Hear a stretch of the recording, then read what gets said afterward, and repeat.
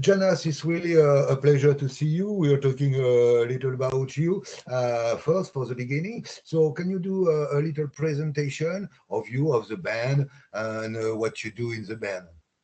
Sure. So, hi everyone. My name is Jonas. I'm the guitar player for Sacred Steel. We are a traditional heavy thrash speed metal band from the Stuttgart area in Germany.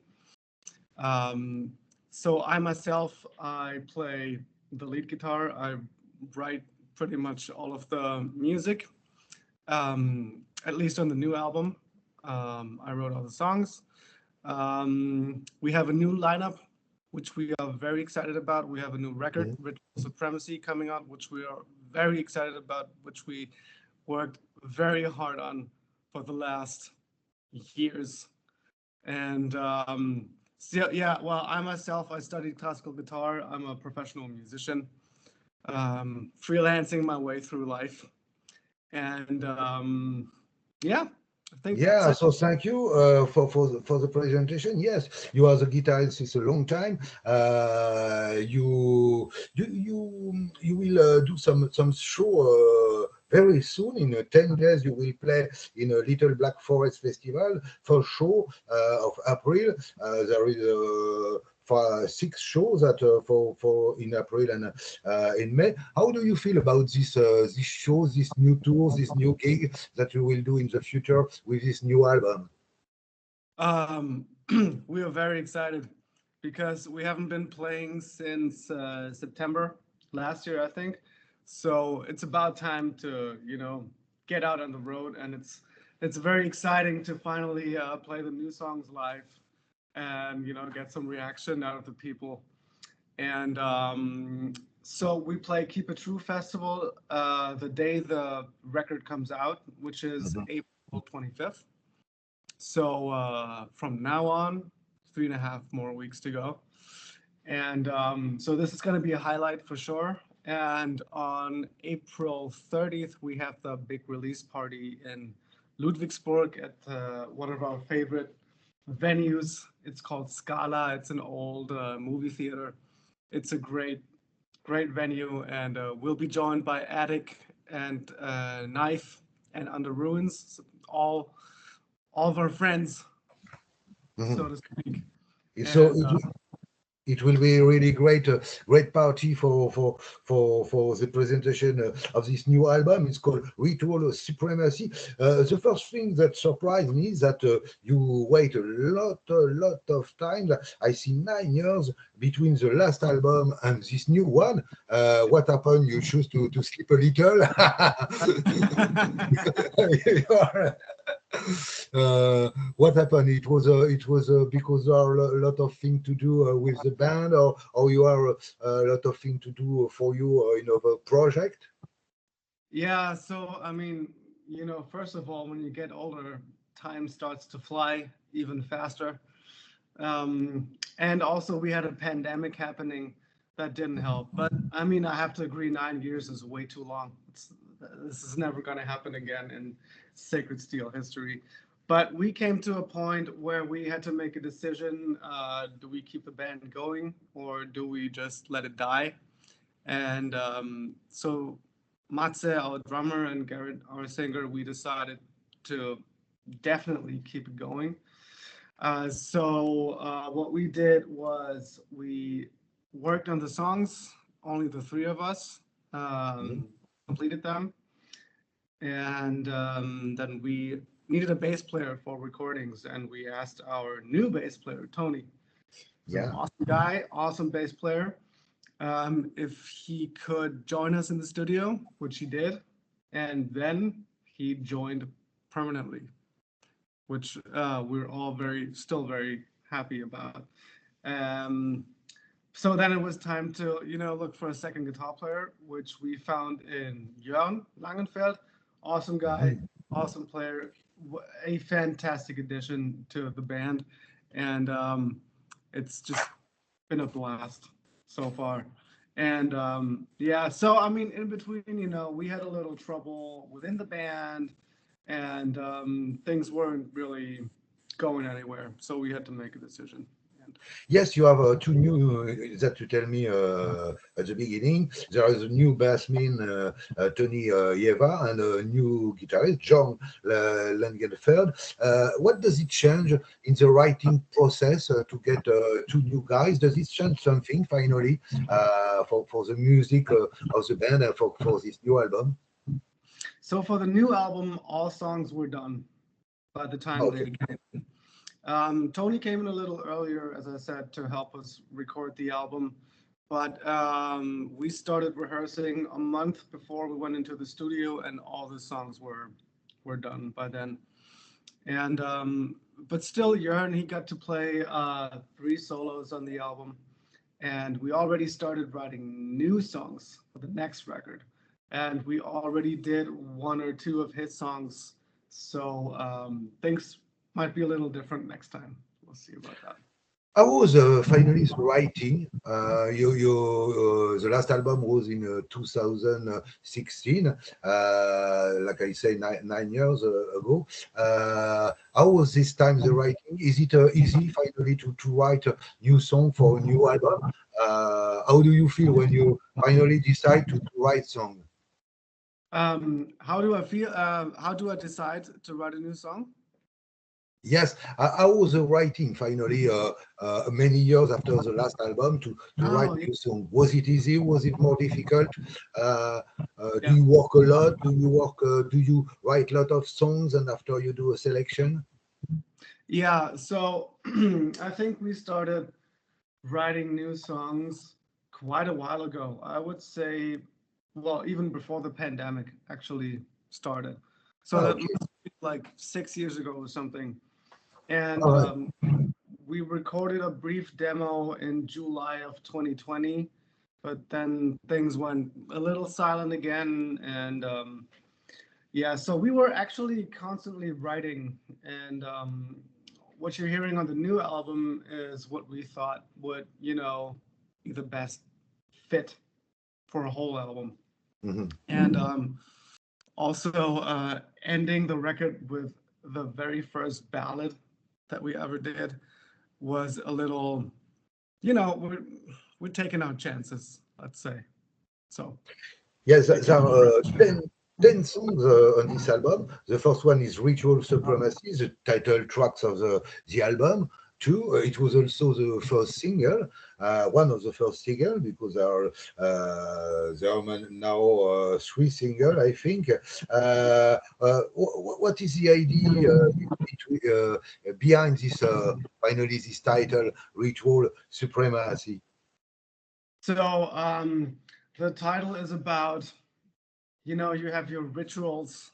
Everyone has their rituals, their little quirks maybe, and our ritual is heavy metal.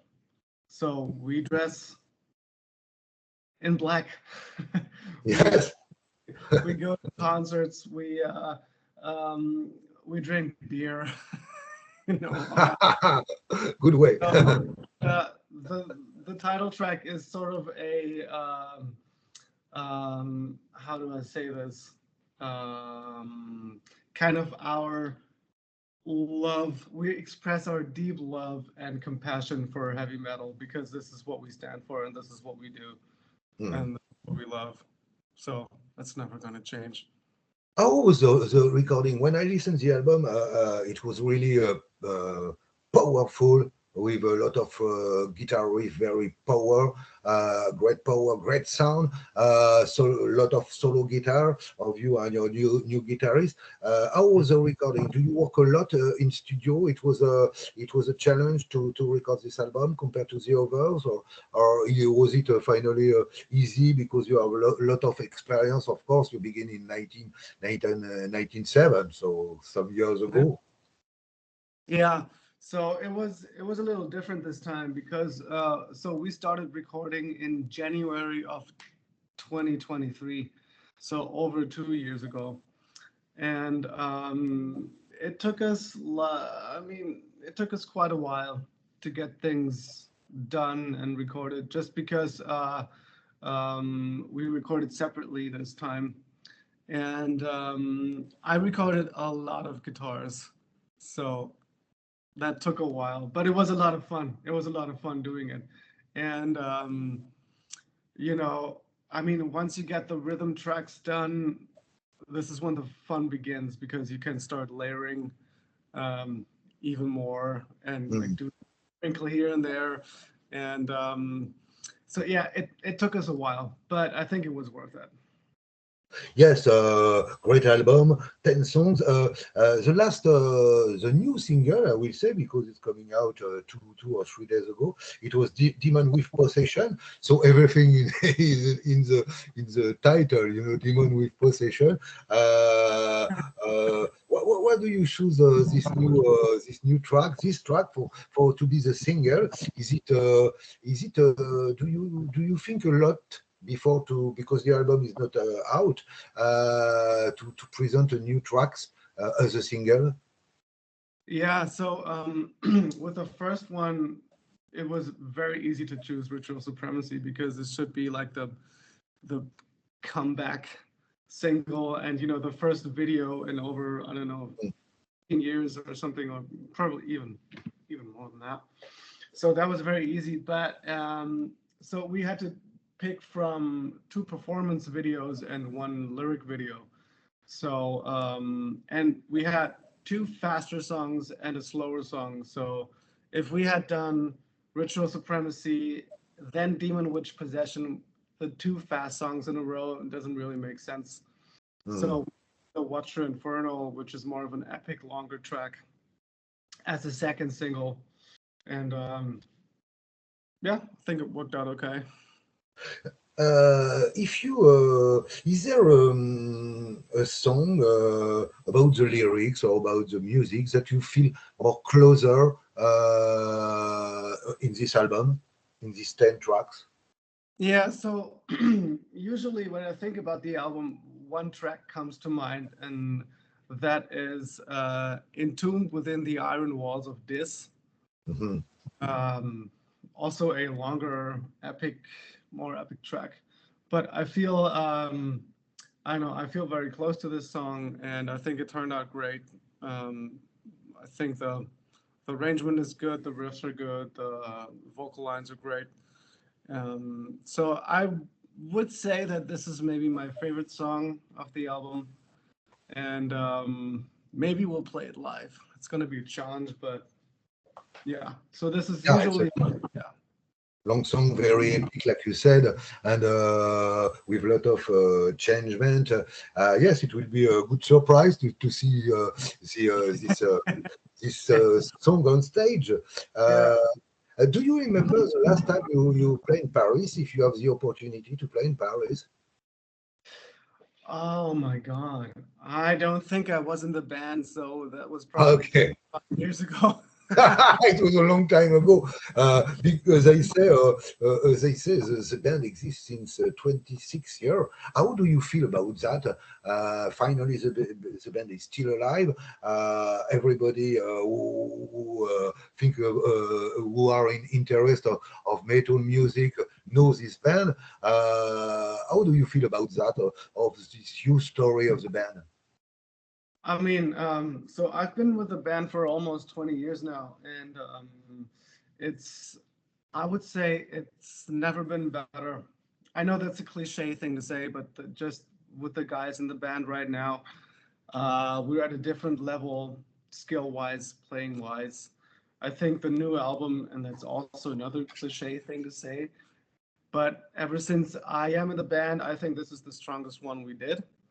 So, things are very exciting right now, and it would be great to come to Paris or come to France in general. I think all these years we only played in France once in Mm. Lille, if I'm not mistaken, and that's been, I think that was in 2008, so that's been a while.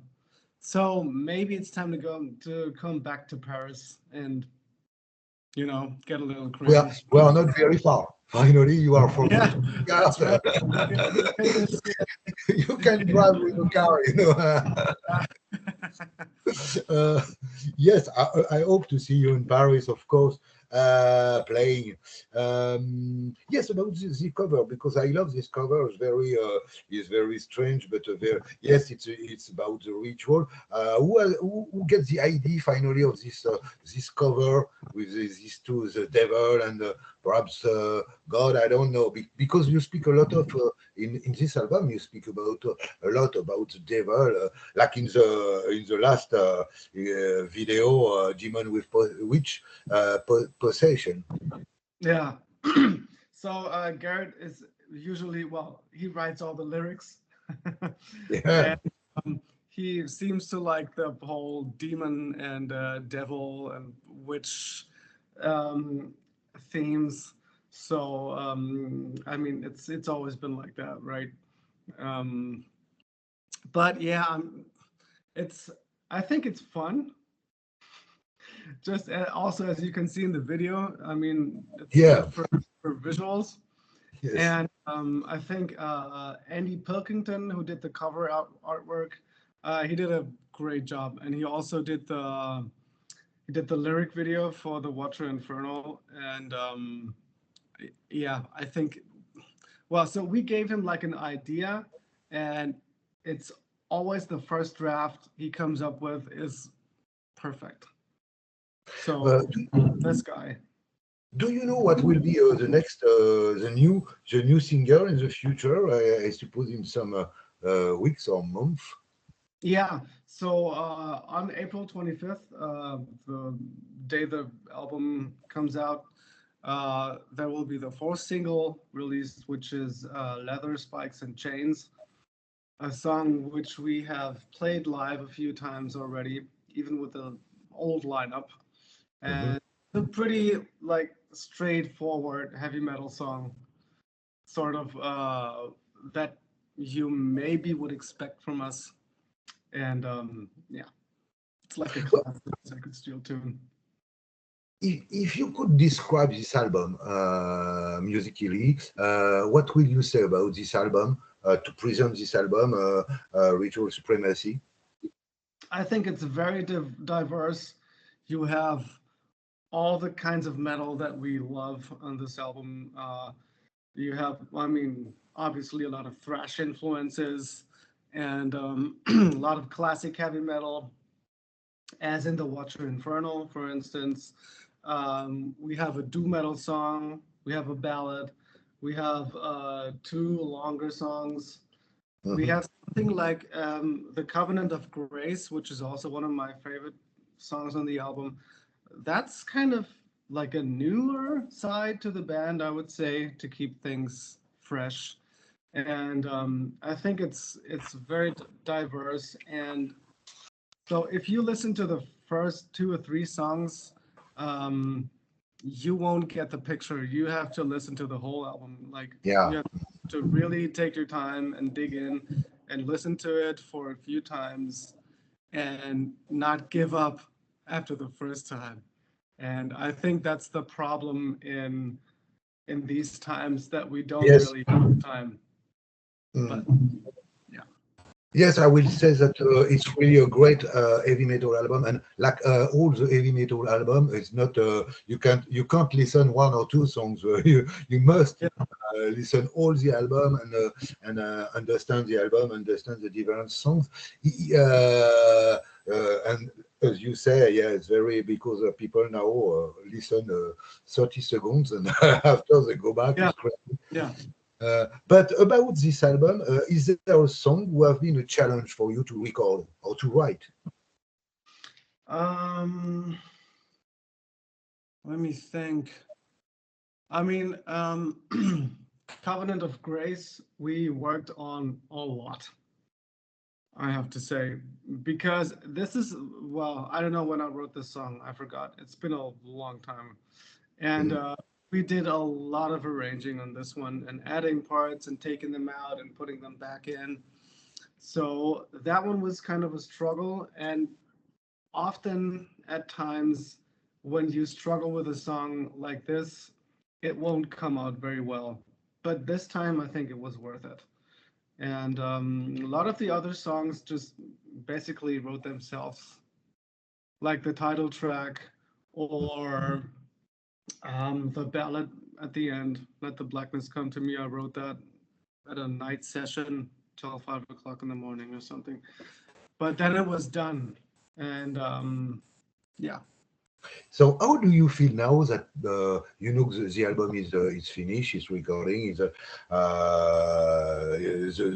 will be out very soon. How do you feel before that the album is coming out? Well, I think there's two sides. So first of all, I feel very excited, as I said, and also very relieved because we've been working on this thing for, well, a long time. Yeah.